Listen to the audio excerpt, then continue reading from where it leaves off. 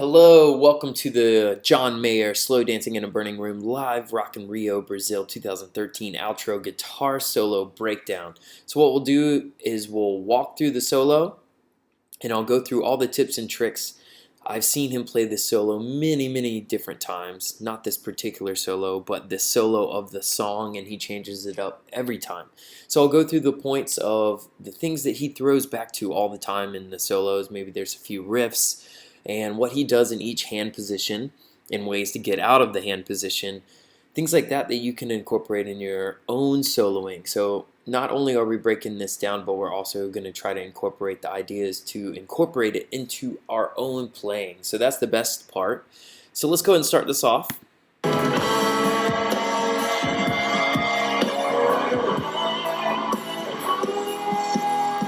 So the song is in C sharp minor, A, and E. So the song's actually in E, and the C sharp minor is the minor sixth. So we're going minor 6, 4, and 1.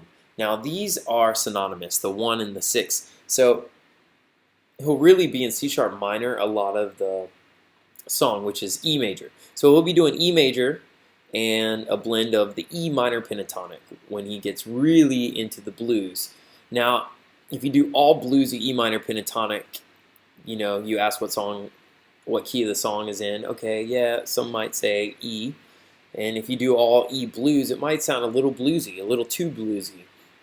So what he does is he does a blend of E major and E minor pentatonic, E blues, right?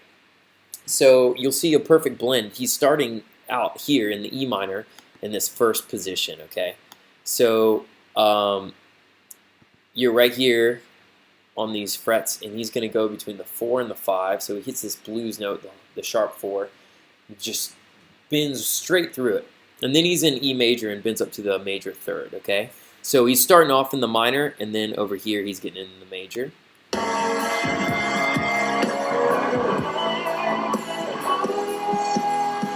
So he's going to revel in this E major for a while so you can get your ear used to it.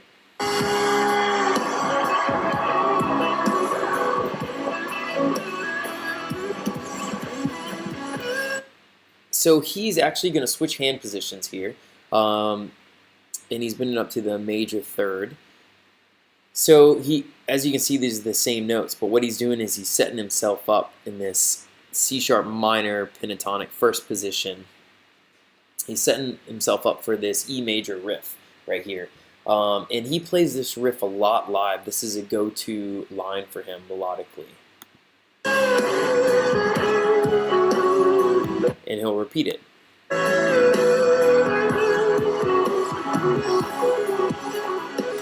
So this is called the John Mayer extender lick, and he uses this on the first position of any blues scale. So he's in C sharp minor right now, using the C sharp minor pentatonic, and he's using 12, 9, 12, 11, 9, 11. So this 6-note run is what I call the John Mayer blues extender lick, which I've talked in my other videos about. And so what he's going to do is just keep falling off this, and now he's going to start adding a note in the scale. So this is the major 7, so this is actually beautiful. And then he's going to fall down, and he's going to add the 1. So he keeps climbing up a note, and then this time he'll hit the 14. Then this time he'll hit the 14, which is actually the 16, because he's going to build up to it, which is the major third of the E, right on the E chord. So this whole thing's gaining tension, right? And you can see with all the black ink right here, he's gaining a bunch of tension, then he's going to finally release it right here. So check this out.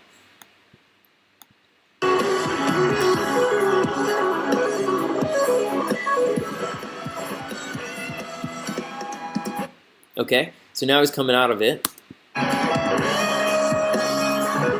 So this is one of the John Mayer isms where he'll take the major 6th, which is right here, and he'll bend it up 1 full step. So it's actually right here, or the 11th fret, which we heard here, this note. And it's such a beautiful melodic line. And what he'll do is he'll actually repeat it, but this next time he's going to bend it up. Instead of 1, he's going to build it up 1.5, bend it up all the way up to the 1. Right here.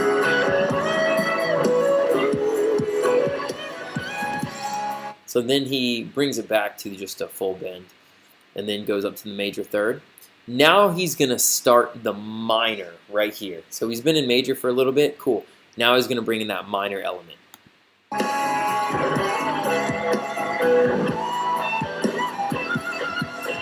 So this is a huge Stevie Ray Vaughan riff. So now he's in the E minor pentatonic, okay? So now he's going up to the second box, which is the Stevie Ray Vaughan like box, Stevie Ray, Jimmy box, right? And he's hitting this minor riff. So that's kind of like a Stevie Ray line. And this next one's a Stevie Ray line while he's up there. These are the little train wreck bends where you'll bend the 17th fret together, right? And this is the third Stevie Ray Vaughan lick, where you're in between the 15 and the 17 on the high E. It's where you take the note in between and just bend it up a half step so it sounds like the 17th fret. And this actually doubles as Stevie Ray Vaughan lick and also a way to blend this major third of E major back into the blues, but still giving that major third element, which is beautiful.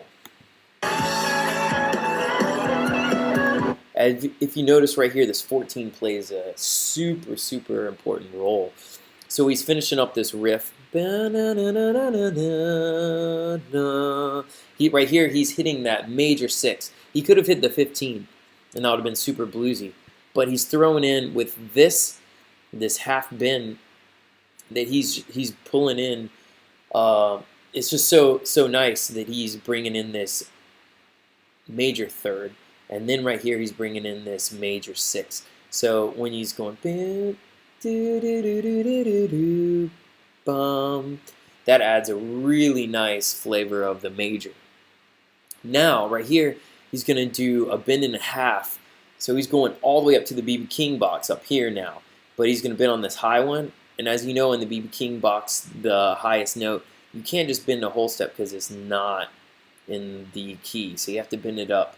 That 1.5, but it's nice because this is such a high point of the riff. It's probably one of the highest that he's going in the whole solo, if not the highest note. So check this out. So how he always gets out of this is when he's in this B.B. King box, he hits that, then he hits this 5-note run. Okay? And this is, if you look at it, he's not picking every note. But this is definitely a John Mayer-ism. Check this out. Now his fingers just underlie this this triangle, right? Check that out. So then if you take this major triangle and you keep this finger here, but you just move this up a fret and this up a fret. Now you have this obtuse angle, right? So check this out. So now it's a minor sound, and this is the minor, like, I guess you call it like B.B. King box, or the third box, but now the minor pentatonic.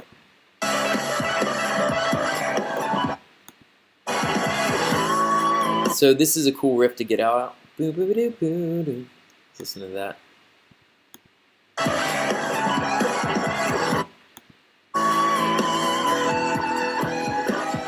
So now he's breaking that rule where you're not doing 1.5 bend. Well, he's able to do just the 1 bend because now he's in the E major, right? So usually the blues songs are in minor, so that one note would sound a little bizarre. But now it sounds beautiful. And if you notice, this is the whole motif that he played earlier.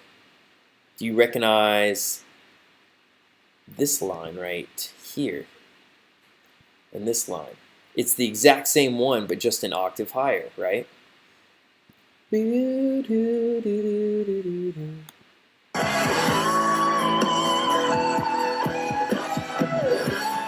Okay, now he's in the E minor pentatonic box. Now he did a little major. Over here he did some minor. Over here he did some major. Now he's going back to minor. And so how does he get into this box? Well, he does this riff. Then, boom, here we are on this third. And he's going to give a bend, so he's going to pass through that major third up to the 4. But we're still in the minor. But he's thrown in this 14, which is the major sixth in there, which is kind of cool. So let's listen to that.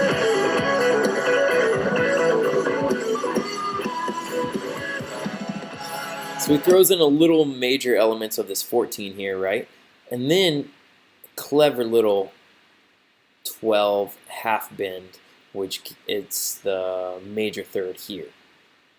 So nice. And this sets up the little major element right on the E. So beautiful. Then you go straight into the riff.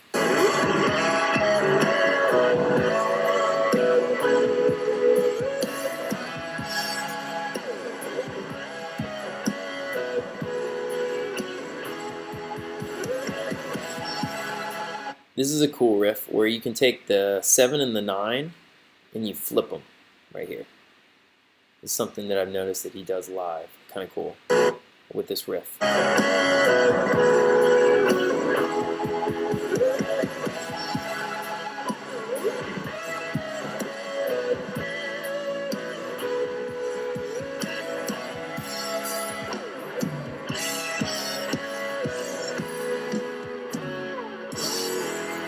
That's a cool slide right at the very end.